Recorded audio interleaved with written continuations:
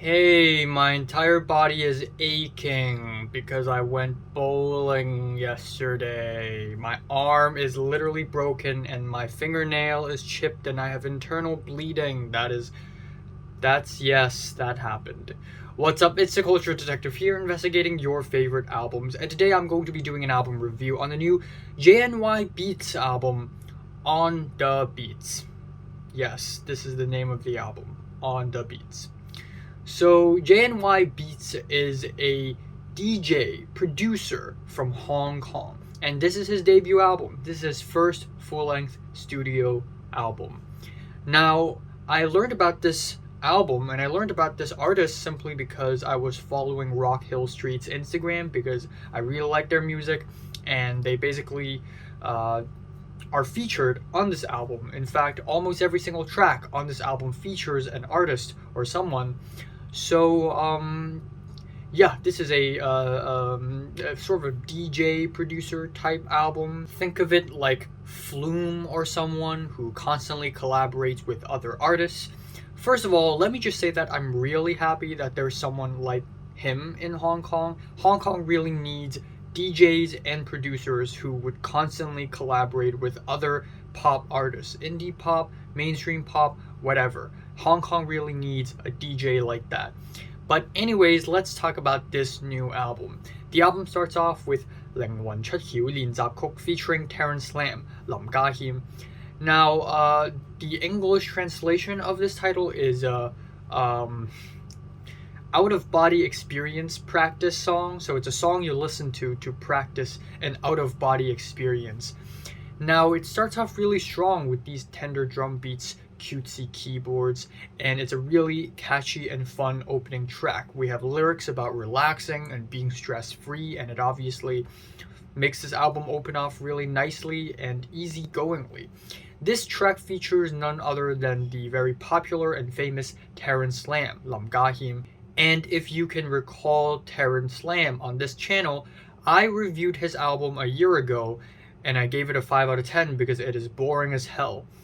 But for some reason, a lot of people love listening to Terence Lam, so I really didn't understand the appeal until I listened to this track. His vocals are really soft, really gentle, and very quiet. And for some reason, with the cutesy keyboards and the drum beats, it just works really well on this track. And overall, it's just a really nice, warm opening. Next up, we have the track Let's Take It Easy featuring Louis Zheng. At first, I thought Louis Zheng? Never heard of it. I thought it's just some indie pop artist or something who just came out. But apparently not. Louis Zheng is actually Zheng Gaichong, who is a pretty famous actor in Hong Kong. I didn't even know that he sings until I listened to this album. I'm like, what? What is he doing on this album with other indie artists? What is he doing? But anyways, this track is a summery, blissful pop tune, and it has a thick auto-tune on Louis Zheng's vocals. And usually I don't like super thick auto-tune, especially with such modern production, but because the performance is so tongue-in-cheek and the song is so sweet, the auto-tune actually works. It kind of reminds me of Daft Punk a little bit. And Louis Zheng actually sounds pretty good, and the track just kind of works. Next up, we have the track Rockstar featuring the very famous rap trio Tom Fat Key. And this track is a pretty basic, blissful trap rap song with some chipmunk soul samples a la Kanye West. And Tom Fat Key are amazing on this track. They provide a lot of energy here. All three of the members rap off of one another in such an energetic and passionate manner. It is really awesome. But my issue with this track is that the instrumentals are really, really weak and forgettable. Same goes for the next two tracks. We have the track Lonely featuring Doughboy, and this track is a basic trap rap track with Doughboy doing a Future or Young Thug impression. It's just very bland and forgettable, and the guitar instrumental is really mediocre. But the worst track on the entire album is actually the next track, 你是我的 Bae. You are my Bae. B-A-E. Yes, it's 2022, and somebody's still using this word. Featuring 193. This is a very basic trap pop song, easily the worst hook on the entire album, and the track is just so repetitive and so bland, it just gets stale so fast. So this is easily the worst track on the album. But the pacing of the album quickly picks itself back up with the next track, 獲得一個生命, or Get a Life, featuring very popular and successful artist Serrini.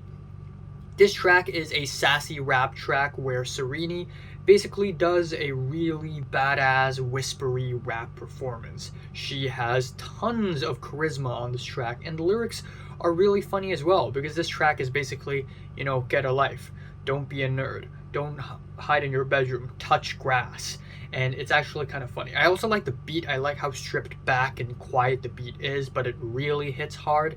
And the hooks at the end, get a life, that is pretty bad. That is pretty obnoxious. But aside from that hook, I think the track overall is really well done. It's really okay. And then we have the following track, 漢堡神偷, or a treasure burglar or treasure thief, featuring synth pop duo Rock Hill Street, Saxon Guy, who is a synth pop duo that I've been really looking forward to and really keeping tabs with ever since they have released tracks like Saxon Guy as well as Xin Zi, which are both very amazing tracks. And Rock Hill Street, synth pop duo, they're here, and the members Yang Tong and Marston both did a really decent job on this track, but I think the biggest issue I have with the track is that the instrumentals are just really boring. Essentially, it is just a dense bed of wishy-washy, watery synths and a faint beat, and the second half just gets really stale. Even though I like the lyrics, I like the lyrical themes of lies and trickery and justice, and I think every time Rock Hill Street writes a song, or every time an artist features them on an album, they just have to be the most intellectual of the bunch, and I just really like that. But not a very great song, unfortunately. But we are followed with the track No More Words to Say, featuring Delta T, Dan Tatao, and Zhu Lam, who is the songwriter, the lyricist. And holy shit, this is so good. What? This song is way better than any other tracks on this album. Essentially, we have a mid-2000s pop rap track with a trap beat, with a pretty simple trap beat, nothing all that distracting. And then we have the sassy pop vocal performances in the back, sort of looped and sort of used as a sample. No more words to say. And then we have the production, which is crisp. We have the beat, which is catchy as hell.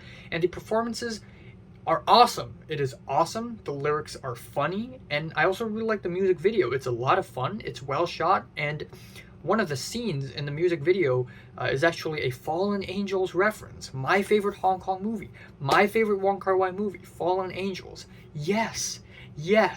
So I'm actually surprised how good this track is. It's not the greatest by any means, but this track is still leagues better than any other tracks on this album, and I really enjoy this one. Finally, the album ends off on 你是我捱過困境的勇氣, or You're My Courage. You are the courage I had when I endured adversities, when I endured pain. Yeah.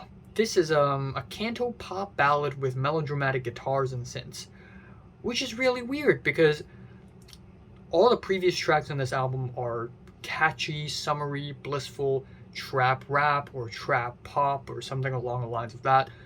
But then we are suddenly hit with this melodramatic, quiet canto pop track, and it just doesn't work at all. It's just a total tonal mismatch.